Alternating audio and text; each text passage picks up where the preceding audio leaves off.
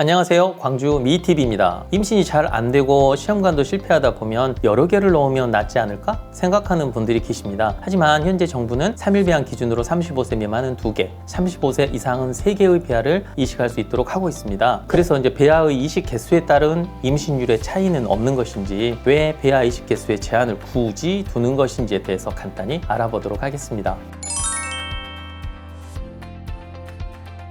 시험관하기 시술을 시작하는 부부의 무조건적인 목표는 당연히 임신입니다. 일단 되고 보자는 심리가 무척 강하지만 문제는 임신이 된 후 발생할 수 있습니다. 특히 쌍둥이 이상, 셋쌍둥이까지 다태 임신이 된 경우에 여러 상과적인 합병증이 발생할 수 있기 때문입니다. 일단 아가들에게 있을 수 있는 상황으로는요, 미성숙 상태의 출생, 저체중 출산, 여러 상과적 손상, 폐나 안구 등 여러 부분의 만성적인 의료적 문제 등이 있을 수 있습니다. 그리고 산모 역시 빈혈, 임신 중독증, 임신성 당뇨, 제왕절개 수술 빈도 증가, 분만식 과다 출혈 등의 상황에 노출될 수 있습니다. 좋지 않은 결과로 오랫동안 고생할 수 있다는 말입니다. 그래서 국가에서는 이제 다태 임신을 막으려고 하는 것이라 이해하시면 되겠습니다.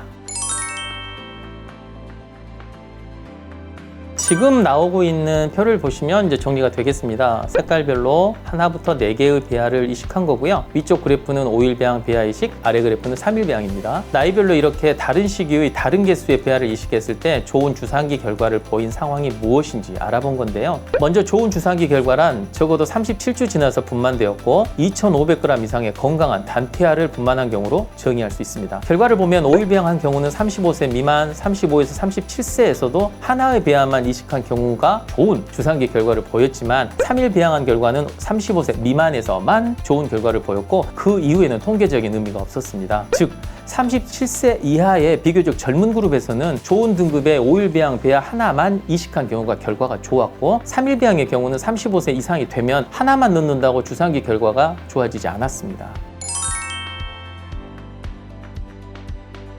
난자, 정자와 배아의 질적인 면이 좋다면 굳이 많은 배아를 넣을 필요는 없습니다. 요즘 많이 이야기하고 있는 산전 유전 진단, 즉 PGT를 통해 염색체 이상이 없는 정상 5일 배양 배아가 있다면 이 배아를 하나 넣는 게 가장 임신율은 좋고 합병증은 낮추는 길이라 생각하시면 됩니다. 두 번째로 나이를 생각해 볼 수 있습니다. 35세 미만이고 배아의 등급이 좋다면 한 개의 배아를 이식하는 것을 추천드리고요. 35세를 초과한 나이라면 3일 배양까지는 3개까지, 5일 배양 배아는 2개 정도 이식해 보는 것이 좋겠습니다. 물론 이 경우를 하더라도 아까 말씀드린 PGT를 통해 정상으로 확인된 코백이 5일 배양 배아가 있다면 하나만 이식해 줄 수도 있습니다. 세 번째로 이런 방식으로 이식을 했는데 실패했다면 하나 정도 더 배아를 이식해 보는 것도 고려해 볼 수는 있겠습니다. 그리고 자궁근종이나 자궁기형 등 착상에 문제가 있을 것 같은 경우 역시 전략적으로 배아를 하나 정도 더 이식해 보는 것도 임신 성공에 도움이 될 수 있습니다. 마지막으로 배아를 기증받아 이식하시는 경우 기증하신 분의 나이가 35세 미만이라면 역시 배아는 하나만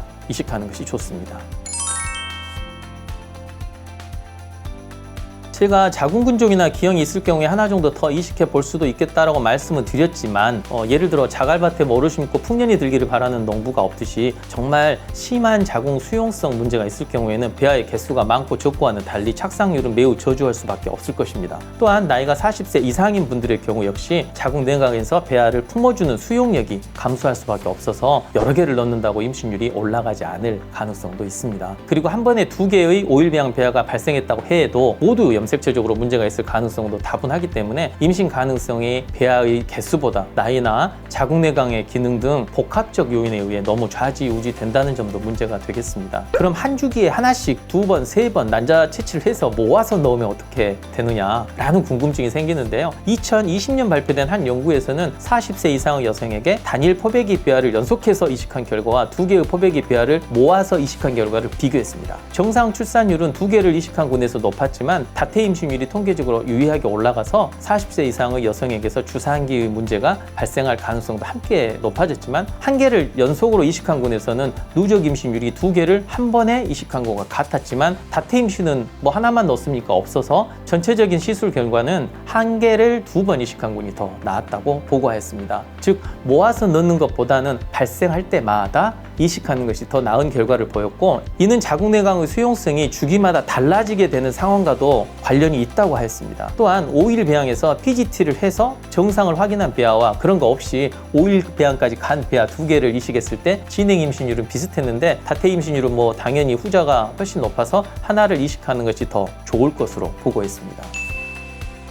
오늘은 배아 개수를 많이 넣으면 시험관 성공률에 도움이 되는지에 대해서 알아보았습니다. 현재의 트렌드는 적게 5일 배양에서 넣는 쪽인 것 같습니다. 3일 배양보단 5일 배양, 나이가 37세 이하면 조금 적게 넣는 쪽으로 하고, 그보다 많으면 5일 배양 가보면 좋겠지만 재치 개수가 적으면 모으지 말고 그때 이식 시도를 해보는 것이 더 나아 보입니다. PGT를 하는 것이 도움이 별로 안 될 수 있다는 이야기는 전편에서 했습니다. 이견이 있으니까 이정은 주치의 선생님과 상의하시는 것이 맞겠습니다. 여러 개를 넣으면 임신율이 올라가는 경우도 있지만 이 역시 나이와 자궁내광의 수용성과 연결해서 생각해야 하고요. 그와 더불어 따라오는 그 상과적인 여러 무서운 합병증도 고민을 꼭 해야 합니다. 의료 환경이 좋아져서 쌍태아 임신도 잘 분만할 수 있지만, 본인 스스로 비만, 집안의 당뇨 과거력이나 고혈압 과거력, 다른 만성 질환, 비교적 고령인 경우는 반드시 좋은 소식 뒤에 찾아오는 문제들에 대해서도 한 번쯤은 생각해 보면서 이식 개수를 결정하는 것이 더 현명하리라 생각합니다. 그럼 오늘은 이렇게 마치고요. 다음 시간에 더 좋은 내용으로 만나 뵙도록 하겠습니다. 감사합니다.